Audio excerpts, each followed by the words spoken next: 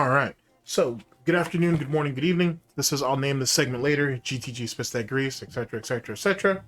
Work in progress. So, if the title hasn't already given me away, I'd like to speak to you guys about DSP's change of heart, or Snorts, if you will, as it pertains to LOLCOW Live, what they do, how they run their business, and him in a soft touch sort of way, trying to open up the doors, maybe trying to rebuild bridges over there. And could there be any future expansions over there after the debacle, which is the buck breaking of Kino Casino? Now, let's be honest, ladies and gentlemen, this was always going to happen. I've talked about this for quite a bit, so has others. This was all par for the course. DSP will obviously not be completely desperate and just run over there like the little desperate bitch that he is. But make no mistake, this was always going to be a thing. For one, he doesn't need any more enemies on his ass. That's the first thing. Two, it's part of DSP's DNA. It's part of who Phil Burnell, DSP, Darksydephil, Dark Geppetto is. When he's vulnerable, he runs to his enemies, those who he already has some type of prior contact with. Take Review Tech USA, for example. Him and DSP are in talks of an interview. I don't know if it's happened yet, but at the time I'm recording this, they're in talks for an interview. And keep in mind, for those of you who remember your lore on this, DSP's doing this coming off of the buck breaking of Kino Casino. But what about the first time, though? The first time that Duty sat there and blocked? Well, that first interview was coming off of the side-scroller situation. First, the side-scroller interview, right? And then the fallout of that. That was the first person that DSP reached out to.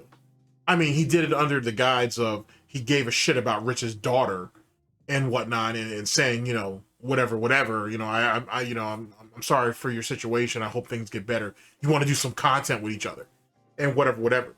So the fact that he would run the Rich at his lowest point doesn't surprise me whatsoever. Truth be told, if DSP had some type of line of contact with Duty, he probably would have ran to Duty under the same circumstances, I think, or at least Duty would have been on that list. I think that's fair to say. So I wouldn't be surprised if he hadn't reached out to Kino Casino, or he's reached out to Boogie or Wings, even Becky, and is a little bit more receptive to the idea of possibly doing work with a LOLCOW Live. Now, let's go ahead and talk about the pros and cons for each side, if I may. DSP going over there to LOLCOW, and that's even if he does, or if he just tries to siphon them for more content or interviews or whatever. Woe is me, I was betrayed, this, that, and the third. Please do an interview with me, Boogie. You said you would. Please do an interview with me, Wings. You said you would. Maybe going over there to LOLCOW Queens and talking to Becky, because he looks at her rather large bosom and looks at that as some type of comfort, even though I thought Kat would have that too. But if she's sick and dying, I mean, it is what it is on that. The reality is that's not going to happen. I don't think. Like, these guys aren't in a position to give DSP sympathy. I don't think the $50,000 is up for grabs like that. Truth be told, and I said this too, the $50,000 that Keem was allegedly offering them up front, that's definitely off the table, because he already has two of the three pieces already in play. So if DSP is going over there believing that the $50,000 exists, that's long gone. That's long gone. So there's that. On top of that, if you're Keemstar, if you look at it, do you really feel a need to work with DSP given the horror stories that keep coming out about him and whatnot, how difficult he is, on top of Keem's own firsthand experience? Sorry, I'm jumping ahead a little bit. For DSP, the benefits of going over there, at least in his own mind. Okay, we're not talking about actual reality here, where we all live in. We're talking about DSP's reality. He can go over there, he can get the 50 large, he can siphon them on his own content, and he can kind of play back and forth for a little while until he's really fully committed to the bit, right? Because think about the Kino Casino thing when that first started. They were willing to give DSP a chance. They were willing to bring him into content, which brought more attention to his content. it was a slow and progressive and gradual change, which ended up bearing fruit later on down the line. But DSP had to, but you know DSP, everything that everybody says to him is a lie until he can actually see the fruits of it. So in DSP's head, Keemstar needs to prove a lot. He needs to really show that the money's there. He has to show that this can really fix things. This really needs to, Keem needs to really show him that you can get him in contact with other bigger content creators and help fix his public image yet again. So on and so forth. Boogie and Wings are going to be complacent. They're going to do what DSP wants. They're going to follow DSP's lead because DSP believes he's the real draw. So on and so forth. So for DSP, he thinks there's a whole lot of upside to this situation and scenario once he's ready to commit to it. The only downside for DSP, at least at current, because he's a paranoid sociopath, and at least coming off the Kino thing, that's a good reason. But truth be told, despite the fact that Kino Casino said they were always planning on fucking him, DSP really did screw himself. You know what I'm saying? Kino Casino and PPP didn't screw DSP. DSP screwed DSP. So DSP is going to go into whatever just discussions with LOLCOW Live, wanting all type of amenities, all type of assurances or reassurances that he's not going to get screwed over and he's not going to get, you know, buck broken once again and yada yada yada. Keem will tell him everything that he wants to hear, but DSP will need reassurance to believe it.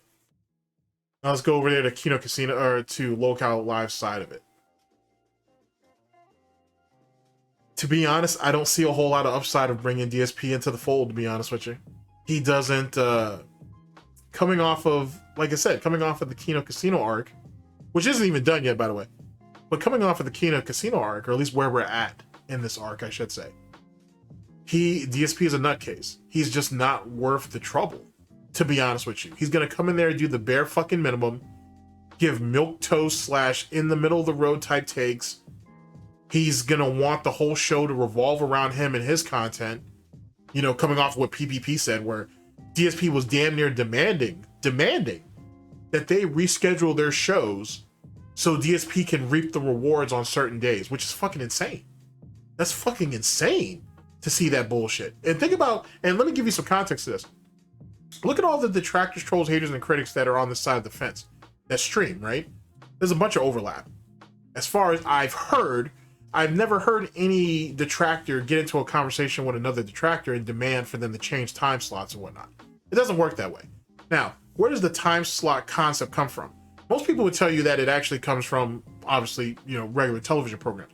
But I'm talking about internet shit in particular. Most people would tell you it came from the commentator community. It didn't. It came from, it really was kind of established during internet blood sports. That's really where a lot of that actually came from. And the reason why that was is because you had, let me lay this out to you. Back in those days, you had Morning Kumite, which was Tonka Saw and Failure. You had, they were pretty much the morning show. The afternoon show was, well, afternoon show until evening was Warski Live. And then the late night was basically, was the Ralph Retort. Or no, well, yeah, it was Ralph Retort. And then the Kill Stream and so on and so forth. It, you know, it changed names. But essentially the Kill Stream. And then you had all these other shows in between. You had, you know what I'm saying, you had Baked Alaska that would float around in there. You had Backyard Internet Blood Sports. You had a bunch of different shows that were in between or whatever. But I always thought that, but the three primary guys, or the three kings, if you will, which was, you know, Morning Kumite, Warski Live, and Ralph, they were probably the most important, and that's where people flocked to, because they were the ones who went over the information in real time. Plus, they went ahead and they were able to basically refresh the audiences leading into the next show, into the next big shows, to be honest with you. So it had a nice bit of structure and flow to it. Anyway, you have so many detractors and you have so many overlap or whatever. I've never heard any nonsense like that. If you're going to stream, you're going to stream and get in where you fit in. End of story. So for DSP to have the gall to go to Kino Casino and tell them, hey, you need to change when you guys stream to fit me in when this is literally what these guys do. Yeah, they make their money on YouTube with the clip shit, but this is where they make their money and whatever. You had the nerve to demand them to change their time slots. Fucking insane. So if you're fucking LOLCOW Live, you're not willing to do that. Boogie and Wings are comfortable where they're at, on top of the fact that both of them bitches have to sit there and go over there and work on other shows and get and manage other shit, this, that, and the third. Things have changed, ladies and gentlemen, as it pertains to the structure of LOLCOW Live. The main roster, Keem, Boogie, and Wings, when they're not streaming and they're not looking for other ways of farming content, they're working on other shows. They're watching these other shows, having to come in, guest star, carry shit, help them work out OBS, help them, you know, work out sound or audio issues, whatever. It's literally turned into a full-time job, which is kind of the greatest scheme that Keemstar has done. But not just them. Some of these other shows who are competent, like Becky, for example, she has to do the same thing. So does Tina. You know what I'm saying? A lot of these people are literally working to keep this whole thing going. DSP is not going to be able to just come in, record the show, 4 days a week, 5 days a week, whatever it is, and then he's off and that's it. That's not how that works. If they need DSP to show up on the weekend for an hour and a half show or whatever, he's kind of expected to be there. You know what I mean? If DSP is expected to jump on another show for 20 or 30 minutes, you know what I'm saying, just to kind of help them out, give his opinion or whatever, he's kind of expected to do it. He can say no. But when you have equity in something, Phil, I know this is something you know very little about. When you have equity in something, you do everything you can for it to not only stay the way it is, but for it to grow. And if that means you have to invest your time into other people, guess the fuck what? You're gonna have to do that. So it's not the easy bit it was a year ago. You know what I'm saying? DSP is really gonna have to do some work. And that's why DSP is gonna do everything in his power, because DSP is watching them. He does watch LOLCOW Live. He's gonna do everything in his power to do the minimum amount possible.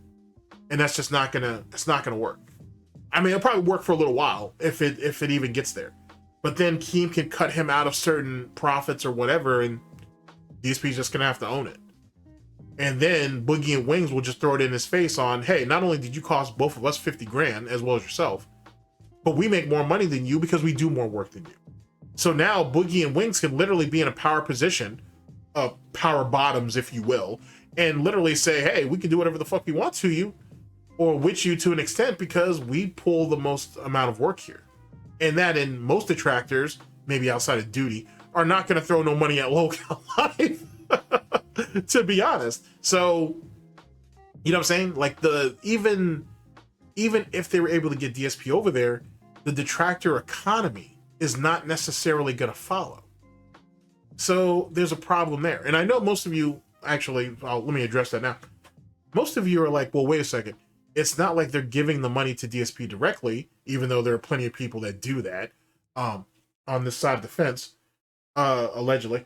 What would be the big deal giving it to Keem, Boogie, and Wings? Because you don't feed LOLCOWs. That's the first thing. You don't do that. You know what I'm saying? And whatnot. Like I said, Duty has his in-house LOLCOW with Rich. You know what I'm saying? He's got to feed his own. Get it. I get that. But I don't think it's right. But, that's that's for him to do. Once you take on the responsibility of LOLCOW, you got to take everything that comes with it. As it pertains to the rest of us, though, we don't do that. That's not a thing. And giving money to Keem is just like giving money to Boogie. It's just like giving money to Wings. And if DSP does go over there, it'd be like giving money to DSP. That's just not something that is done. You know what I'm saying? You can what you want. I mean, you can do what you want. It's your money. It is what it. But it's not probably a worthwhile adventure, to say the least. So there is no, you know what I'm saying? There is no blind spot there. There is no gray area. You're still giving your money to LOLCOWs. End of story. But do what you want. You know what I'm saying? Do what you want. It's not a good look. It's not a good look. This is what happens, ladies and gentlemen, when you don't take advantage of your opportunities when they're made available. And that was one of the major talking points that PPP had. When he was saying to DSP that, hey, I wanted you to try this. I wanted you to try that. I wanted you to do this. I wanted you to do that. and you just gave me excuses and this, that, and the third. But that's because DSP liked the arrangement that they had currently. He didn't want to do any more than he already had to. And DSP is of the delusion that, oh, well, that option will always be there. We can always do that later. In the same way that he treats his dents, you know, the same idiots who give him money, or at least some of them, who ask for a game and DSP don't play it until like a year later. It's shit like that. Shit like that, shit like that, shit like that. It's like that. You know what I'm saying? And it just doesn't work. We live in a day and age where the world just moves too fast, to be honest with you. And it's just not, it's not going to pan out. The game has changed. You know what I mean? And Boogie and Wings, whether you believe this or not, are already kind of disgruntled. They're just complacent and they're already buck broken. But that doesn't mean they don't bitch a lot. Is DSP really going to want to get into an hour and a half meeting with these people that he's not going to get paid for, and want to listen to people bitch and complain and having to work out an actual format for a show and this, that, and the third? DSP presents people with the concept of a format, but it's not really a format. You know what I'm saying? So you bring that autistic nonsense over there with people that are really have a regiment, right? They really have scripts. They really have all this shit they need to go through. And DSP is going to lose his damn mind because he's not going to have the freedom or the control that he's used to having. Even though DSP, like Review Tech, like all LOLCOWs really, they need structure. So that structure would theoretically help DSP, but at the same time though too, it's not control. It's not his way of structure. So it's going to be a deficit. Anyway, those are my initial thoughts on that. I don't see too much coming out of that. I think Keem looks at DSP as too much of a headache. It's easier just to sit back in the cut and sweat DSP out. You know what I'm saying? I'm not saying that Keem is not willing to do business with DSP, but he's going to do it on his terms. And the best way to do it is just to sweat DSP out. Just like any detractor, troll, hater, or critic will tell you as it pertains to, don't give your money to DSP. Let his desperation flow through as he's not hitting goals, and that's where the best content comes from. Keem, in his infinite wisdom, is finally starting to come to that realization. I would say that other people are influencing Keem and telling him that, but they're not, because they feed LOLCOWs, so that's not a thing. So I would say that's what the situation is, and that's what the play is.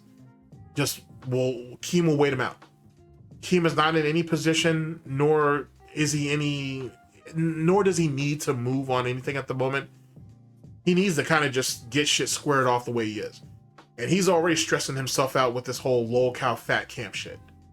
There are people that are not wanting to go. There are people that don't want more, want a larger cut of the money, even though they haven't even talked about the content yet. There are people who don't want to bunk with other people, and it's a whole headache, and DSP is not a priority. So that's what it comes down to with that. Just like how DSP treated John and Howard was the way Kino Casino, or at least PPP, treated DSP. Now Keemstar is going to treat DSP any way he wants to too, because DSP is not a priority. And you just treat, you know what I'm saying? And that's what you do. It is what it is. You get to them when you get to them. And despite the flow of content that's flowing out right now, and as you know, detractors, trolls, haters, and critics, and your favorite detractors eating pretty well probably right now, I don't think Keem needs to move on anything at the moment. He can wait. He can literally sit back and wait. And he can reheat the food whenever he's ready. You know what I'm saying? He'll just take his plate, stick it in the refrigerator, and he'll wait a few days until he's ready to make a move. But I'll tell you this with a large amount of certainty. As much as LOLCOW Live is keeping tabs on DSP, and they are because they all watch the tracked content, DSP is keeping tabs over there too. So DSP has to figure out a way to finagle himself into that situation. And we'll see. The video that I just recorded before this is the thing about the interview with DSP and Review Tech, or at least the early stages of them planning it. So they'll be paying attention to that too. And now that I think about it, if Rich could somehow get this interview to go off, get it to happen, I wonder if he can somehow finagle that with Keemstar too. But see, the thing is Rich literally can't get aggressive though. Now that I think about it, in that interview, he literally has to be docile and whatnot if he wants to keep DSP on the hook. Well, I guess we'll have to wait and see how that plays out, actually, now that I think about it. But yeah, he would have to placate the DSP in some way to keep him on the hook, even after the interview. Win, lose, or draw. He's gonna have to eat that. If he's gonna somehow try to use that as a bargaining chip with Keem in the exact same way Becky Boop is trying to use this, is trying to do with Keemstar as well, using DSP. I almost overlooked that. You know what I'm saying? Because that's another incentive that Rich has to do that, to try to get this interview before Becky does. Out of just spite. I don't know why why am I now just thinking about that? Just so he can have the one up on Becky. That's hilarious. Okay, I may have to record a whole nother segment to get that shoehorned in. But yeah, I just now thought about it, that another reason why Rich would take the interview is so he can get over on Becky. So he can beat Becky out before she gets him on LOLCOW, LOLCOW Queens. Which was supposed to be before Fat Camp, and Fat Camp's in like another week or two. So anyway, something to think about. Ladies and gentlemen, thank you very much for listening in. I very much appreciate it. I'll catch you guys for the next one of these, whenever that may be, hopefully sooner than later. This is, I'll name this segment later, GTG Spits That Grease. And take care of yourselves, people. Take care of yourselves. I'll catch y'all on the flip. Later, people.